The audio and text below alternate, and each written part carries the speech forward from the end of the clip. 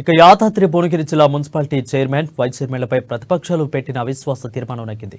BRS party నుంచి 20 మంది కౌన్సిలర్లు ఉండగా 16 మంది హాజరు కాగా మరో 4 గైర్హాజరయ్యారు. 9 మంది కాంగ్రెస్ పార్టీ కౌన్సిలర్లు, 6 బీజేపీ కౌన్సిలర్లు సమావేశంలో హాజరయ్యారు.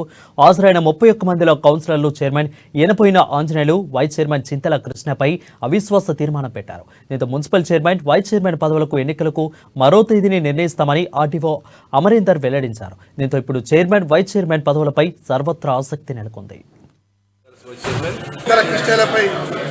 ఈరోజు మేమందరం 31 మంది కౌన్సిలర్లము ఏకగ్రీవంగా అవిశ్వాస తీర్మానాన్ని ప్రవేశపెట్టి ఈరోజు నెగ్గించుకోవడం జరిగింది. గౌరవ కౌన్సిలర్లు ఎవరైతే 35 మందిలో 31 మంది హాజరై ఈ యొక్క 4 సంవత్సరాల బీఆర్ఎస్ పరిపాలన ప్రజల యొక్క విశ్వాసాన్ని కోల్పోయారు.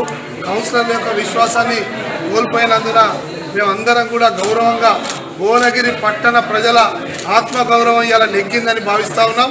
ఖచ్చితంగా రానున్నటువంటి రోజుల్లో భువనగిరి ఆత్మగౌరవాన్ని నిలబెట్టుకొని భువనగిరి పౌరులనే ప్రథమ పౌరులుగా ఎన్నుకునే విధంగా మేమంతా కూడా కాంగ్రెస్ పార్టీ పక్షాన ఈ భువనగిరి ఆత్మగౌరవ పోరాటం కోసం పోరాటం చేస్తాం. దానికి సంబంధించి గతంలో 36 మంది సభ్యులకు గాను 31 మంది సభ్యులు గౌరవ జిల్లా కలెక్టర్ గారికి చైర్మన్, వైస్ చైర్మన్ గారి పైన అవిశ్వాస తీర్మానము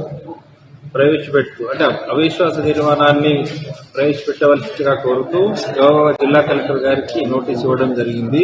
ఇందుకు అనుగుణంగా గౌరవ జిల్లా కలెక్టర్ యాదాద్రి భువనగిరి గారు 23వ తేదీన సమావేశము ఈరోజు ఏర్పాటు చేయవలసిందిగా కోరుతూ నన్ను అనగా రెవెన్యూ డివిజనల్ ఆఫీసర్ భువనగిరి గారిని ప్రిసైడింగ్ ఆఫీసర్ గా నియమిస్తూ ఉత్తర్వులు ఇవ్వడం జరిగింది. ఇందుకు అనుగుణంగా గతంలోనే కౌన్సిలర్లకు నోటీసులు ఇచ్చి ఈ రోజు వారిని హాజరు కావాల్సిందిగా కూడా కోరడం జరిగింది.